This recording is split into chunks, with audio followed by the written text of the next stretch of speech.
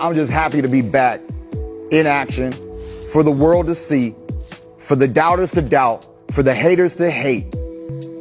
But Keith Thurman was, is, and will forever be great. And force an eager young puncher into that position. And there's a body. Just make sure you get there, Keith. Just make sure you show up. All right, just keep yourself fresh. I don't want us to hear about any old man injuries like you have in the past. Jarvis shoves him off, looks for his own shot, goes to the body, and down he does go. What's up, fight fans? Welcome to my channel. This is Johnny, and in today's video, we're going to be going over the statistics that nobody talks about when mentioning next week's fight in Sydney, Australia, between the former world champion Keith "one-time" Thurman and Australian rising prospect Brock Jarvis. Guys, before we continue, I want to say thank you to all the new subscribers. Thank you to everybody who's been with me since day one. If you haven't hit subscribe yet, could you please do that? My YouTube analytics tell me that 85% of you people who watch the content haven't hit subscribe. So if you could do that for me, that'll really help me out. Also, could you like this video as well as hit the bell notification button? What that'll allow me to do is every time I put something out that's new, you'll be the first to be notified. Thank you. Guys, it's been over 3 years since we've seen Keith "one-time" Thurman. It almost feels like a whole generation. And we know how fickle and fleeting the boxing fandom is. What have you done for me lately? There's a whole slew of new boxing fans who don't even know Keith "one-time" Thurman, don't even know about his greatness, what he was when he was at his best, him being a world champion, how he is on the microphone, a Keith Thurman fight week. So for an old head like me, I'm excited about this fight. I live in Sydney, Australia, so I'll be going to this fight. It's good old-fashioned Aussie boxing on a Wednesday night. Also, I should mention, I don't want to jinx it, but we need to have our fingers crossed and hope that Keith Thurman gets to this fight uninjured. He's had a history as of late of getting injury, having to pull out, and just not being ready and fit for fight night. So a week away. Let's hope that both guys, both Brock and Keith, go into this fight healthy and give the fans what they want to see. A spectacle. And you know you're always going to get that with Thurman. Brock Jarvis is a guy, if a lot of you Americans might not know this, he is who Liam Perro became. Let me explain that real quick. Brock Jarvis was an up-and-coming contender. He had all the hype around him in Australia because he was the protege of Jeff Fenech, one of the best boxers ever to come out of Australia. And Fenech took him under his wing since he was a little kid, had him in the public's eye, was basically molding him to become a world champion. If you look at Brock, he looks the part. Great looking kid, always fit, physically imposing, and he ticked all the boxes on this is Australia's next world champion. He was supposed to get this huge contract deal with Matchroom Boxing and Eddie Hearn, and that fight that was supposed to put him into the next level on the international stage just happened to be against another young, hungry Liam Perro who felt like he was being overlooked. And sure enough, as soon as that fight started, Perro had a chip on his shoulder and knocked Brock Jarvis out. A lot has happened since then in both careers. We know Perro has become a world champion and recently has lost it. And we know that Brock Jarvis took some time off from the sport, separated from Fenech, reconnected with Fenech, and now he's gone from a 140-pound fighter to a 154-pound fighter. So the knock on him back in the day was like, is he cutting too much weight? Is he draining too much to get down to 40? And the media down here would write about that. That would be kind of a tiff between Fenech and Jarvis. Jarvis didn't want to cut as much weight. Fenech said, I'm a world champion, Hall of Famer, you should listen to me. Whatever that was, whatever the case may be, this fight with Keith Thurman goes down next week at 154 pounds. Now, this will be Keith Thurman's first fight at 154 pounds. This will be Keith Thurman's first fight in 3 years. So I really don't know what to expect from either fighter. This is not my prediction video. We'll do that early next week. For now, I want to break down both fighters, remind everybody about their resumes, talk a little bit about pros and cons of their style, and let's get into what to expect from this matchup. Former welterweight champion Keith Thurman will end a 3-year layoff with a March 12th junior middleweight fight against Australia's Brock Jarvis in Sydney. Thurman's last fight was a decision victory over Mario Barrios, currently the WBC welterweight champ, in February of 2022. Thurman, who's 30-1 with 22 knockouts, was slated to return last March versus Australia's Tim Tszyu in Las Vegas, but withdrew to a right biceps tear that required surgery. And I quote, "This is going to be one of the greatest comebacks in 2025, Thurman said. Time does not take away from the ability of champions," end quote. This will be Thurman's first fight outside North America. He fought once in Quebec City in 2019. The plan, sources told ESPN, is to build Thurman's profile in Australia and set him on a collision course for a rescheduled fight with Tim Tszyu, the son of Hall of Famer Costa. Tszyu, 24-2 with 17 knockouts, endured a nightmare campaign in 2024 with back-to-back losses. He lost his title via split decision in March to Sebastian Fundora, who had replaced Thurman on short notice. He was then upset by Bakram Murtazalov in October via brutal third-round stoppage. This would be Thurman's third fight in the past 6 years. He dropped a split decision to Manny Pacquiao in July 2019 for the only defeat of his career. Thurman had made 5 successful title defenses prior, most notably defeating Sean Porter and Danny Garcia in 2016 and 2017. Brock Jarvis, who's 22-1 with 20 knockouts, is a 27-year-old who will be an underdog against Thurman. In his lone fight on the world-class level, he suffered a first-round knockout loss to future champion Liam Paro at 140 pounds. Guys, make no mistake about it, we know the news was released a few weeks ago and just made official last week that Tim Tszyu will be fighting American Joey Spencer in Newcastle, which is only about an hour and a half north of Sydney, in the next few weeks. So this is all about setting the precedence. If everything goes the way of the powers that be, Thurman will walk through Brock, and Tszyu will figure out Joey Spencer, and these two will meet down here in Australia. Will that happen? I don't know. Before we make any predictions, let's talk a little bit about the career of Brock Jarvis. Brock's 22-1 with 20 knockouts. He's currently ranked number 63 in the world at 154 pounds. He has a career knockout to win ratio of 91% with a total pro rounds of 64. The 27-year-old Australian is a 5'9" orthodox fighter with a 69-inch reach. We last saw him against Adrian Rodriguez, 13-10 knockout in the 4th. Marlon Peña-Mogan, 11-2 knockout in the 4th. Liam Paro, 22-0, he got knocked out in the 1st.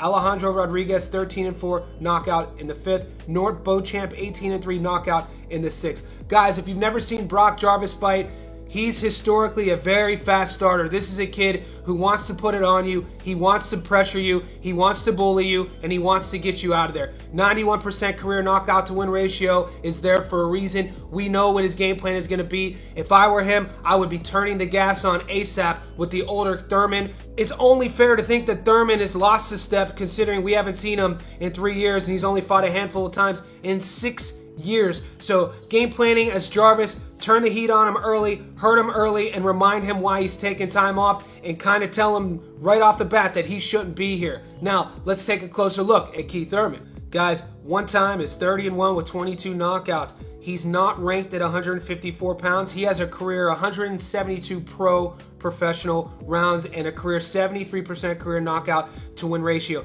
The American's an orthodox fighter standing at 5'9" with a 69-inch reach. We last saw him fight Mario Barrios, 26-1 UD in the 12th. Manny Pacquiao, 61-7, lost a split decision in the 12th. That was back in 2019, over 6 years ago. Josito Lopez, 36-7, majority decision in the 12th. Swift Garcia, 33-0, split decision in the 12th. Sean Porter, 26-1, UD in the 12th. So Keith has a Hall of Fame resume. If you remember, Keith, when he's at his best, is one of the best in the world. He has a tricky style, and everything I've seen from him fight week, they just did their media and press day yesterday at Bondi Boxing Club. Everything I saw from him hitting the pads, for what he was saying on TV, he did this little Aussie media press tour a month ago. He seems ready. He seems like a champion who's gotten older, who wants to remind people, wants to remind the naysayers and the younger generation how great he is. Brock Jarvis is going to give him that opportunity. Brock Jarvis is going to be there for him to find him. He's going to stand there in the pocket, and we're going to know right off the bat which version of Keith Thurman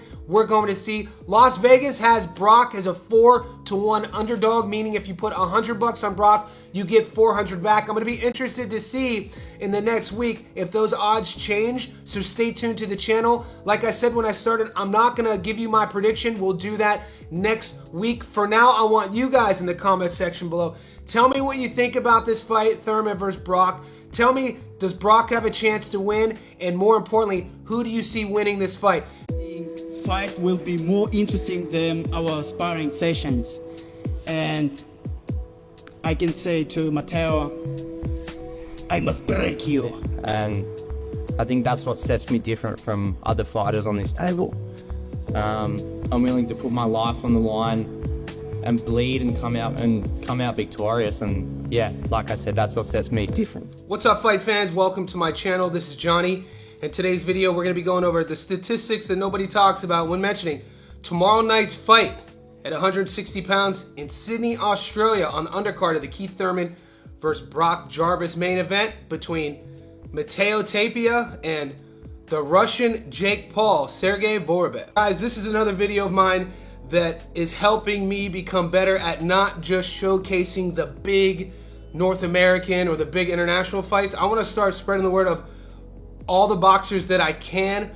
Both of these guys have done good things already in their young careers, and they both have huge aspirations. Matteo Tapia is ranked in the top 20 in the world at 160 pounds, and his opponent, Sergey Vorobev, is a Russian fighter, came to Australia a few years ago with a huge social media following. They call him the Russian Jake Paul because he has a penchant of using his social media to call out other fighters. He sparred before with the likes of the Zhu brothers, and he has on his mind a big matchup if he could get through Matteo Tapia or just show a good outing with a showdown with Nikita Zhu. And with Matteo Tapia, you have a guy who took his camp from Sydney, Australia to America. He's Mexican born, and he's been training and sparring with the likes of Puerto Rican sensation Xander Zayas. So in this video, we're going to break down a little bit more in depth who these two guys are, what you fight fans can expect Wednesday night in Sydney, Australia. I'm going to go over the Las Vegas odds and talk a little bit about where I'm going to put my money. This is a prediction video. Let's get started. All right, guys, a little bit more about this fight. The fighter dubbed Russia's Jake Paul has been catapulted back into the Nikita Zhu sweepstakes after signing on to throw down against another Australia's most exciting prospects, the undefeated Matteo Tapia. Now living and training in Florida, Tapia is 17-0 with one draw. Will be making his first appearance since an incredible war against Venezuela's Andrés Saavedra last October, which ended in a majority draw. That was on the same night in which Tim Tszyu suffered his brutal world title loss against IBF world champion Bakram Murtazaev. Vorobev, meanwhile, made headlines of his own last year after the now Sydney-based fighter, who has been ranked as high as number 4 domestically, posted a controversial YouTube video talking about the younger Tszyu and baiting him into a fight.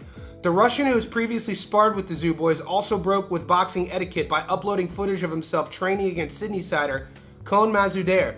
The post was put up only days out from the younger Tszyu beating Mazouder in an incredibly tough domestic scrap, and I quote, "Hey bro, it's me, number 4, Vorobev said to Nikita via his YouTube channel, where views number in the tens of millions.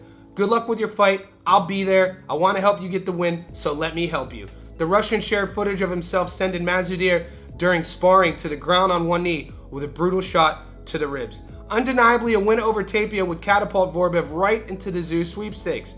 After a promising amateur career, Vorobev mixed his first 20 pro bouts between Russia and Uzbekistan, enduring only one sole loss.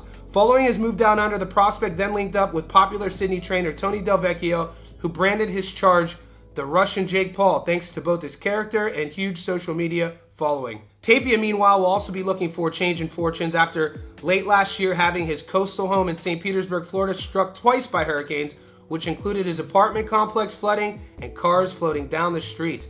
Born in Mexico and raised on Sydney's northern beaches, the 26-year-old earned a strong stoppage victory in his U.S. debut in 2024 over Eric Robles. The fighter then followed that up with a 10-round decision over Venezuela's Keibert Gonzalez in April, before then enduring a wild draw against Saavedra that saw the Australian knocked down twice and his rival drop once. With this fight, Tapia is a natural 160-pounder, and you have Vorobev coming up from 154. So Tapia, if you look at the numbers, he's going to be the taller guy, he's going to have the longer reach, and he's going to be the natural guy in that division. Vorobev is a fighter, though, who believes that he's the best in the world. He has confidence going into this fight, and with his amateur pedigree, he feels that his experience, both amateur and as a pro, will be enough to upset the 5-1 favorite. Las Vegas has this on the money line. If you were to take Tapia to win, $100 doesn't get you much in return. 100 on the Russian gets you 500 in return. So I want to take a little bit closer look at some of the prop bets and a bet that I feel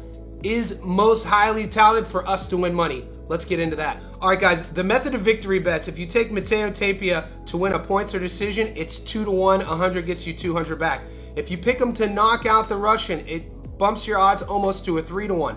The draw is 17-1. Now, if you take Vorobev to win a points or decision, 100 gets you 800 back. And if you pick the Russian to knock out Tapia, you get over $1,200 back. The bet I like the most, look guys, this is a turf war sort of thing. These guys both claim Australia now. Both of them have trained at Bondi Boxing Club. I used to work with a fighter from there, and so I would be in the gym at Bondi Boxing Club with Tony Del Vecchio, and I would see Tapia training. And the first thing I told Tony when I saw him the first time shadowboxing and getting ready for a fight is, I can't believe how long he is and how tall he is.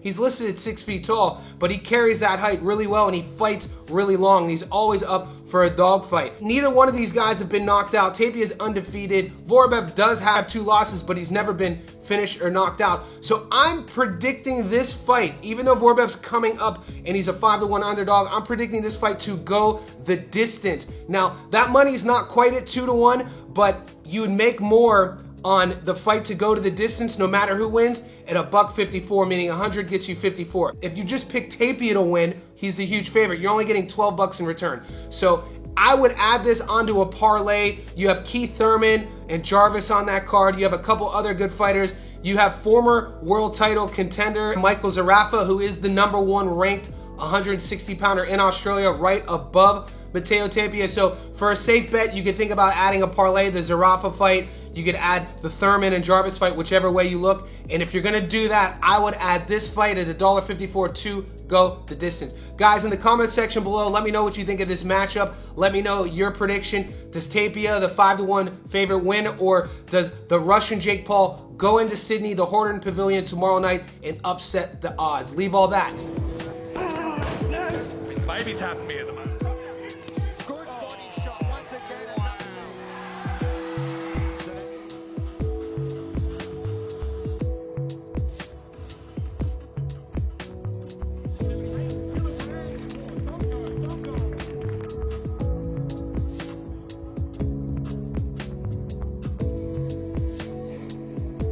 What's up, fight fans? Welcome to my channel. This is Johnny, and today's video we're going to be going over the statistics that nobody talks about when mentioning tonight's light heavyweight title fight here in Sydney. It's an Australian light heavyweight title fight between 2 promising 26-year-old undefeated knockout artists. The Ant-Man, Tonga takes on Kira Rustin. Guys, if you're new to my channel and you love boxing, what I try to do here is give you fair, non-opinionated breakdowns on upcoming fights. I'll also give you my opinionated breakdown of prediction videos, and what I'm doing more and more is highlighting and featuring fights that are kind of either flying under the radar internationally or domestically here in Australia. And to do my part, I want to just not feature superstar fights. We do that as well, but I also want to talk about guys that are on their way up, prospects. And I've noticed on YouTube, a lot of channels don't do that. If you're passionate about the sport of boxing, all in all, not just the superstars, the guys you might not have heard of, you're in the right spot.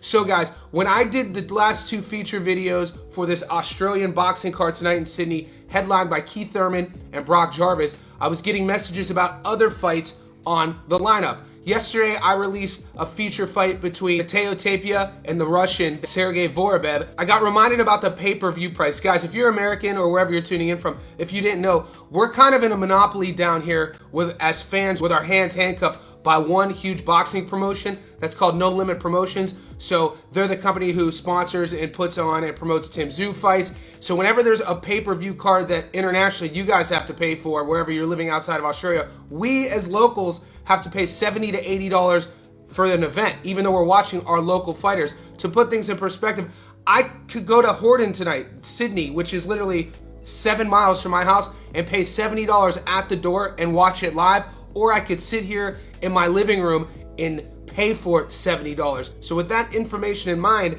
a friend of mine who born and raised in Australia, he's been linked with the best boxers coming out of Australia for the last 10 years. He messages me and he goes, "Hey Johnny, with prices like the way they are, this is the fight on the fight card that if you're gonna pay for, this is the one to watch." And he was talking about Tonga versus Kira Rustin. So I've done my due diligence. In this video, we want to talk about both fighters, give them a little bit of shine before they fight tonight, and educate the boxing public. I've educated myself on who they are. Tonga, they call him the Ant-Man. This guy had a storied rugby career. When you Google him, you're gonna find a lot of rugby content, a lot of videos of him destroying people on the rugby pitch. And there's an article behind a paywall that talks about the boxer who was too rough to play rugby. And that's who this guy is. At 26 years old, he's already ranked in the top 50 in the world at light heavyweights. He only has 9 fights. And of those 9 fights, he's undefeated with 9 knockouts. A little bit short for the light heavyweight division, but that power, we know, is a great equalizer. And I look at his build and I look at his style, it's hard to not think about David Tua. For however unfair comparisons that is to the young Tonga, I'm sure that he would be happy for me to say that. Now, when you think about Keir Rustin, when you do your due diligence, storied amateur career. In Australian amateur boxing, he has close to 60 amateur fights. So when he turned pro, the media knew about it. When you look at the guy, he comes from a good fight camp. He comes from a good pedigree, and his style is electric. He just fought 11 days ago. So that's going to be a narrative of this fight. He took this fight on short notice. He is the slight favorite. So when you put 2 young guys, 26 years old, who are both coming up in the division, who are fighting already, this is sort of the majesty of Australian boxing, because there's not a lot of people here. So it's what I was telling people when we were featuring Tim Tszyu before he fought Seb Fundora. To make it out of Australia, there's a lot of guys like Tszyu that you guys might not ever heard of who don't get to make it out. A, because maybe they don't have the promotions. B, they don't have the opportunity to go stateside. Or C, which I think is more relevant, there's a pool of other fighters that they have to fight, and a lot of them are good, and they kind of eat their own. So before they make it out of Australia, they might already have a couple losses. So this is why we're seeing this fight already. 26-26, 9 pro fights, 4 pro fights for the Australian vacant light heavyweight title.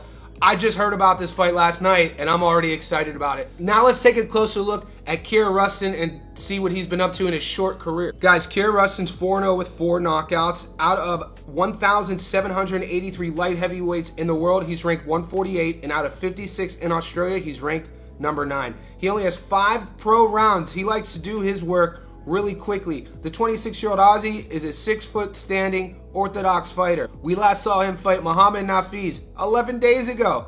1-1 knockout in the first. Braden Nalahar, knockout in the second.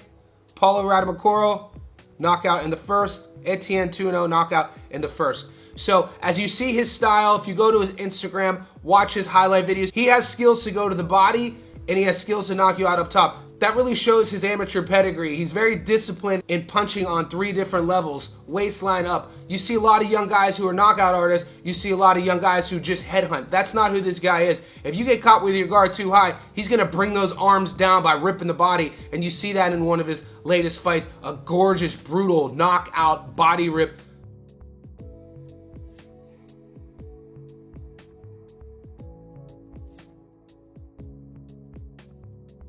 Now let's take a closer look at his opponent, the Ant-Man, Tonga.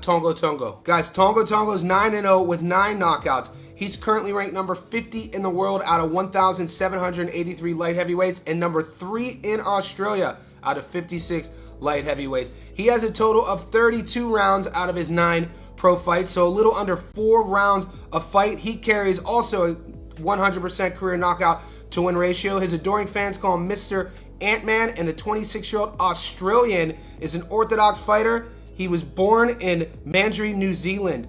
We last saw him fight Sebastian Singh, 15-7, knockout in the 7th. Max Reeves, 9-0, knockout in the 6th. Tyson Turner, 7-1, knockout in the 5th. Fela Fahey, knockout in the 3rd. Guys, if you've never watched domestic Australian fights before, don't expect a feeling out process. That's why this fight is exciting. When we look at Las Vegas and the bettors, even though this fight only was signed 11 days ago, we still are allowed to bet on it. Sometimes that's not always the case. So the odds right now have Tonga as a slight underdog. So let's take a closer look at those odds and see some of those prop bets. Guys, if you take Tonga on the money line to win, $100 gets you $285 back. If you take Rustin on the money line to win, $100 gets you $49 back. So method of victory is kind of like how I like to bet on these boxers, especially if I'm not going to money line and just put them on a parlay. If you put 100 on Tonga to win a points or decision, you get 800 back. Tonga to win by knockout, you get close to 400 back. A draw, 17-1.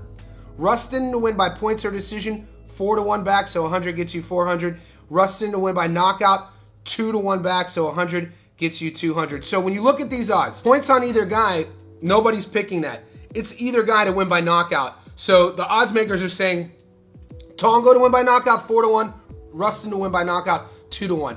I don't mind the money line if you're going to put it on a parlay. If you like the favorite, if you like the amateur pedigree of Kerry Rustin, throw him on a parlay with some other guys on this card. Like we talked about last week and throughout fight week, you could take, I'm not telling you who to take, but you could do things like put Keith Thurman on there to win. He's a 3-1 favorite. Take Tapia to win. He's a 5-1 favorite. Or the Tapia fight to go the distance, that brings you to 2-1, and then pick Rustin to just win on the money line 149. But if you're feeling froggy, pick the knockout either side. 100 will quadruple your money on the Tonga side, and 100 will double your money on the Rustin side. When you look at these guys side by side, the thing that jumps out is the height difference and the reach difference. So if you look at the highlight tape of Rustin, even though it's short and sweet, he does know how to use his jab to create that range, and he's beautiful at entering and exiting the pocket, knowing where he's safe from getting countered and knowing where he could do damage. And he loves putting his opponent up against the ropes and using that long jab of his and then sitting down on his backhand. But like I said earlier,